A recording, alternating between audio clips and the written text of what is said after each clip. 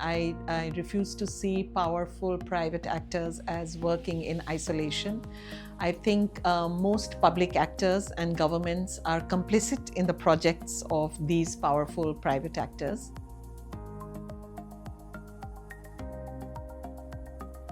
So I'm Jashodhara, and I'm an independent researcher from India. And I've spent a few decades working on reproductive and sexual health and rights, women's rights, health systems governance, and also looking at the political determinants of health.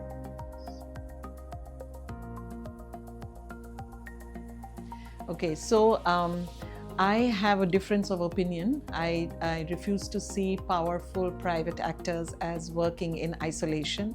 I think most public actors and governments are complicit in the projects of these powerful private actors.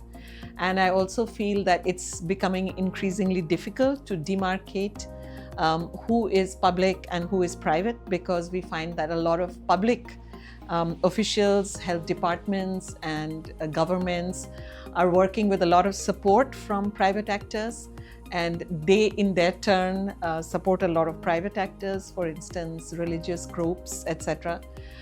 So I think lines are becoming very blurred, and similarly with the private sector, we find there are revolving doors between them and the government. Officials come and go and so on.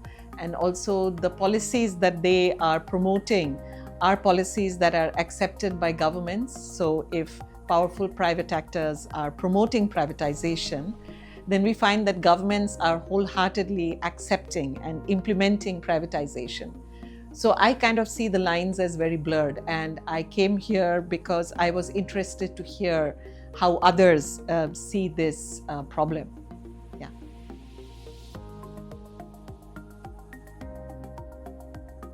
So I think when we talk about global health governance for safeguarding gender equity agendas or promoting, we think a lot about these governance institutions in like the multilateral bodies, the UN agencies, and so on. But what we are finding right now is that most of these are under attack, and they are kind of on the defensive. For instance, the Commission on Status of Women is barely able to get any progressive language on gender in any of the consensus documents, because there are private actors who are working with full support of public actors at these intergovernmental platforms, who are opposing any kind of gender equity language or even feminist ideas and notions. So I think that this is becoming increasingly critical because also there seems to be a collusion or an alignment of objectives between three powerful forces. One of them, of course, are the religious forces across the spectrum, different religious forces. And the other is the whole neoliberal hyper-capitalist project. And they are working in very close tandem, and somehow their agendas echo very well with that of ethno-nationalist and populist regimes or political parties who also want to have anti-gender and anti-feminist agendas. And they seem to be working together to subvert. And at the United Nations, we find the agencies are being defunded now, dramatically so, and also delegitimized, and they are being pushed back. Treaty monitoring bodies, or for instance, the special rapporteurs, we have one here, they are actually being challenged because they allegedly do not respect religious and cultural sentiments, or they are threatening national sovereignty. So there is a general pushback, and so this is creating a very difficult situation within global governance to actually uphold and take forward the gender equity agenda.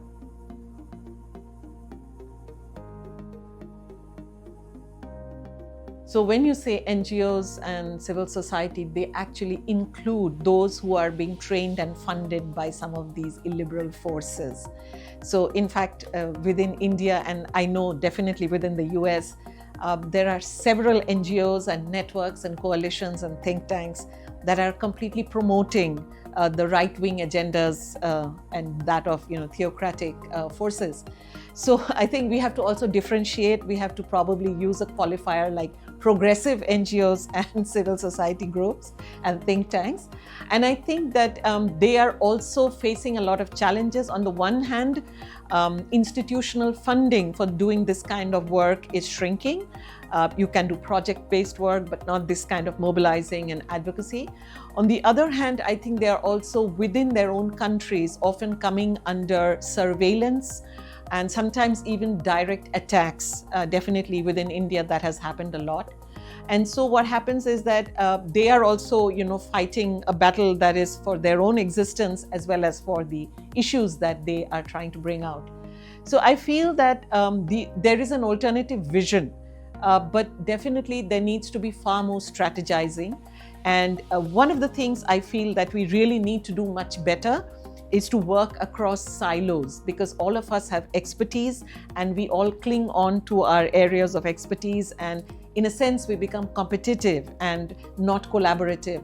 And it's very important to make sure that those who are working on tax justice are working together with those who are espousing a feminist political economy lens, who are making common cause with those who are fighting the religious right wing. There needs to be working across areas of specialization and our vertical approaches to the problem.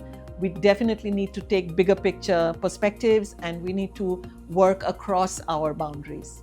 Yeah.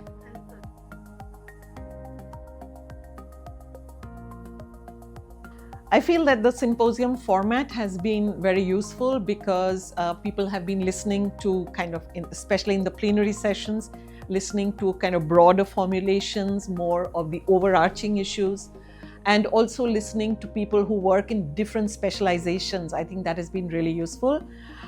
Within the small group work that we have been doing, it's interesting because there are people who are very invested in that topic, but there are others who are coming in to also learn and listen, which I think that kind of flexible space is also very useful.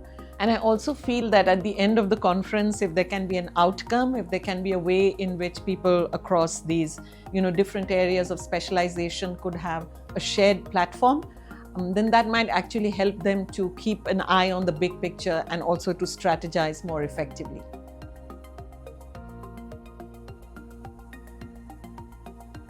Yeah, I think there have been several campaigns that are trying to achieve what they call the gender balance.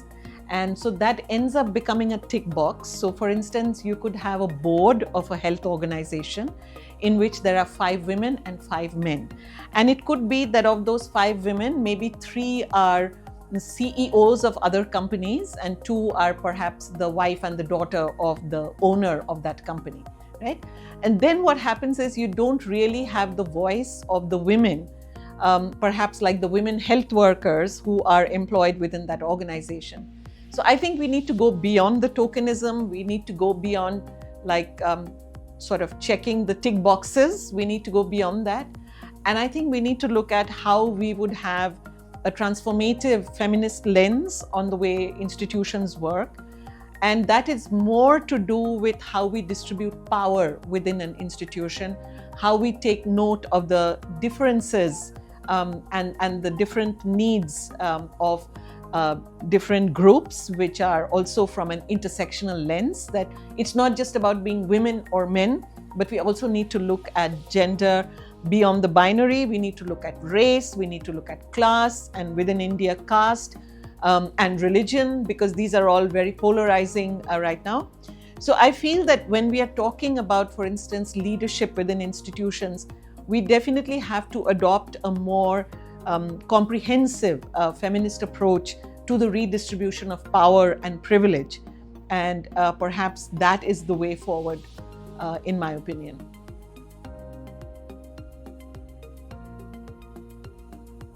Yeah, so I think that the way we mostly think about gender is in the binary. And in fact, that is also part of the right-wing agenda, to make sure that there's no gender diversity evoked anywhere.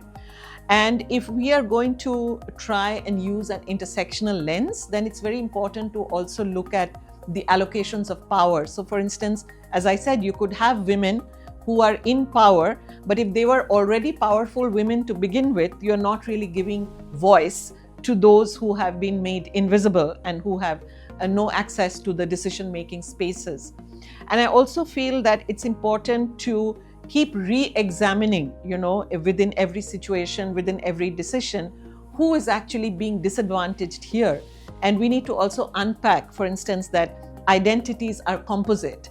So you could be a woman, but you could be a woman from a minority group in which you actually become increasingly disadvantaged, And sometimes it works the other way around. I mean, you could be a man, but you could be from such a disadvantaged class that, it works. For instance, within health systems, often we just think that, it's women who need to come forward.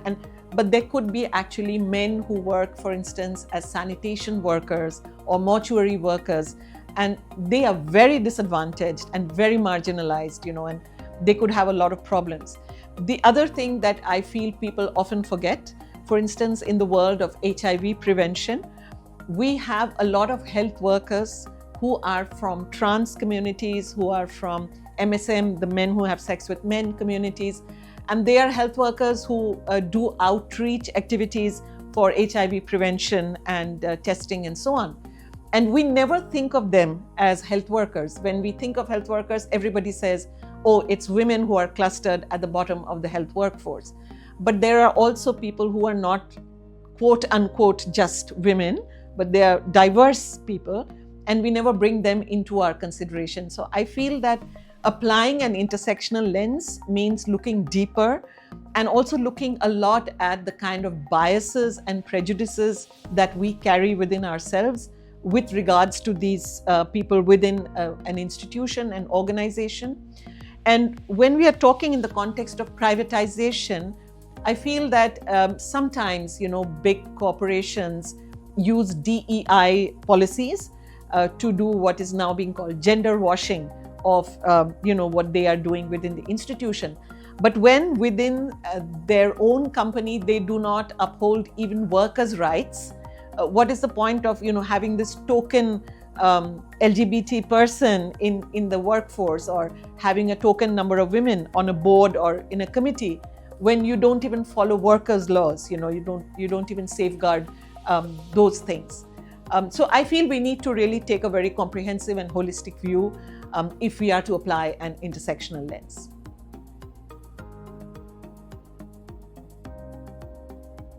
I feel that the global health system is made up of many local health systems.